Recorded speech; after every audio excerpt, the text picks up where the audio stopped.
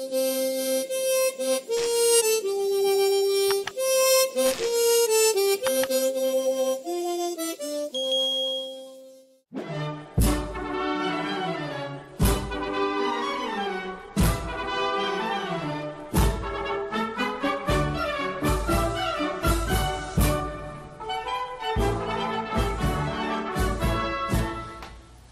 aí, galera bonita que escuta o Papo da Massa, tudo bom com vocês?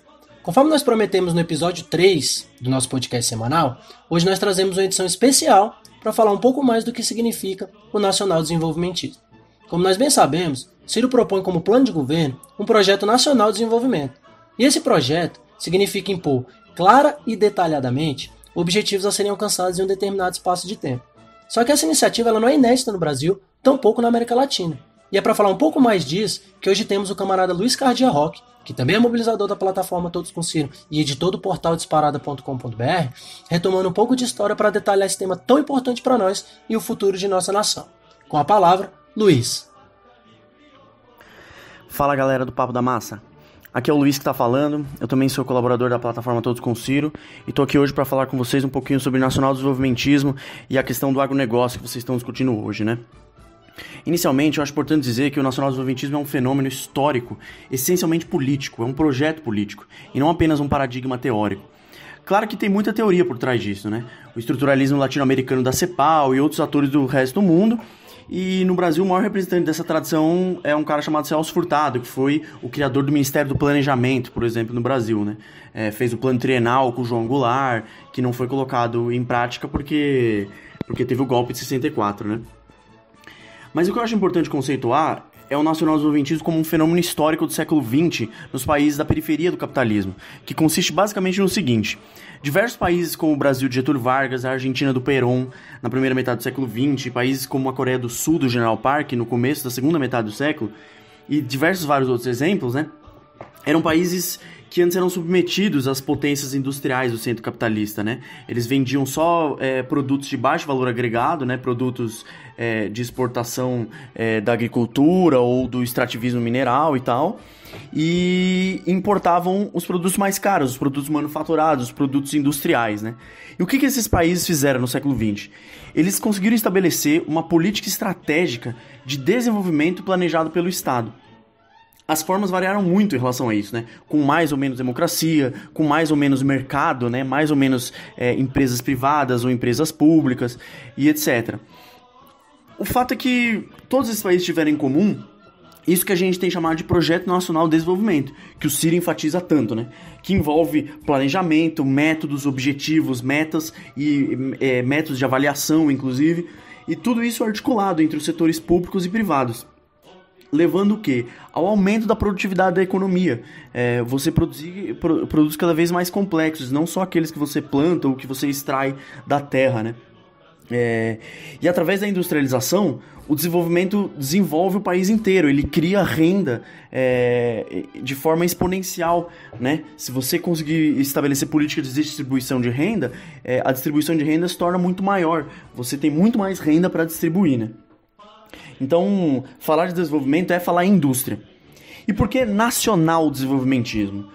Porque, historicamente, mesmo nos países centrais, foi o Estado Nacional que conseguiu articular esse projeto, mesmo que seja com desenvolvimento privado, como eu vinha falando. Os Estados Unidos são muito famosos por ter desenvolvido grandes empresas privadas industriais, né? Muita inovação tecnológica, aquela coisa toda. Mas isso não teria acontecido sem o Estado. Tem uma autora chamada Mariana Mazzucato, que escreveu um livro que é um estudo histórico muito importante, chamado O Estado Empreendedor. E ela mostra, através desse livro, que as grandes corporações norte-americanas não existiriam sem o Estado por trás. O grande exemplo emblemático que ela traz é a Apple, né? Lá do Vale do Silício, aquela coisa do Steve Jobs e tal, que criou o iPhone, que é talvez o grande objeto de consumo da atualidade, né? O fato é que isso só foi possível porque a empresa foi impulsionada pela cessão para uso comercial de tecnologias militares desenvolvidas pelas Forças Armadas do Estado.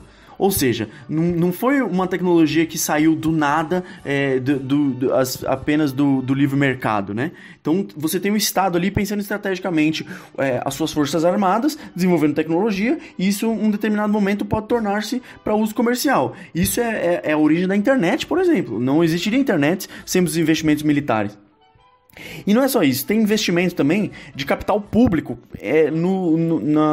nas empresas que vão atrás de capital de risco, né? Então a empresa precisa estar desenvolvendo uma tecnologia, não sabe se vai dar certo. Quem que vai dar dinheiro para uma empresa dessa? Só o Estado dá dinheiro para uma empresa dessa, através das indústrias, das agências de fomento. Nos Estados Unidos tem uma muito famosa chamada DARPA, que é a Agência das Forças Armadas para fomento de tecnologia que as Forças Armadas considerem relevante para empresas privadas envolverem, né? Então, você veja como até o Estado, que é o grande protagonista da inovação tecnológica e que é o grande defensor do neoliberalismo, das privatizações e do livre mercado, é o Estado norte-americano, que é um verdadeiro Estado empreendedor, como a Mariana Mazzucato diz. No Brasil, como um país periférico, a situação exige ainda mais presença do Estado. Ou seja, você olha para as nossas indústrias e elas também foram todas construídas pelo Estado. A CSN foi trazida pelo Getúlio dos americanos, a Petrobras, nem se fale. Até mesmo para trazer investimentos produtivos do capital estrangeiro, é preciso de coordenação do Estado. A nossa indústria automobilística, que era o auge da tecnologia na época, né, nos anos 40, 50, seria o equivalente a hoje a gente trazer a fábrica da Apple para o Brasil, foi trazida pelo plano de metas do Juscelino Kubitschek.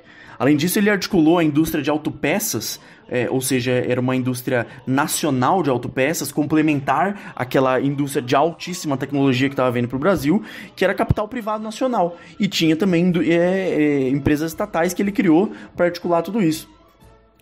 E mais outras tantas coisas, né? Toda a nossa infraestrutura que a gente tem hoje no país, as hidrelétricas, etc., foram feitas pelo Estado, ou até mesmo outras grandes empresas de tecnologia, a Embraer, que produz tecnologia de ponta na aviação, que compete com os americanos, com os europeus no mercado mundial. Aliás, os americanos querem comprar ela agora, tá uma disputa pela Embraer, né?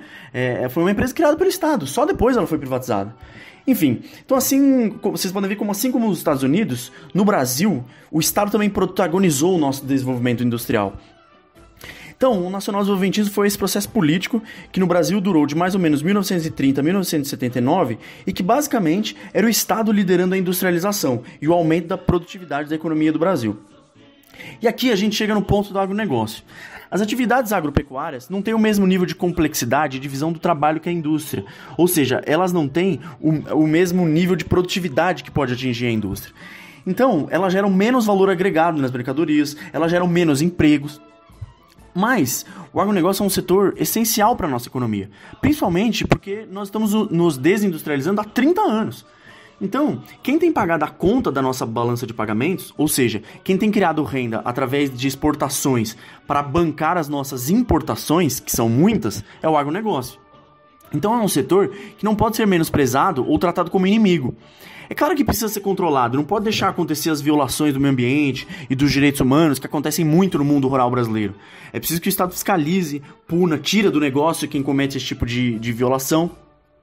Mas também é preciso que o Estado continue investindo no agronegócio como sempre investiu. Hoje em dia, principalmente através do Plano Safra, dando crédito para pequenos produtores, que é quem alimenta o povo brasileiro, né? A agricultura familiar é a que faz a comida que vai para as nossas mesas, né? Mas também o agronegócio exportador. Também é importante dar crédito para esse setor, que é quem produz a riqueza em dólar, né? Para as nossas contas externas.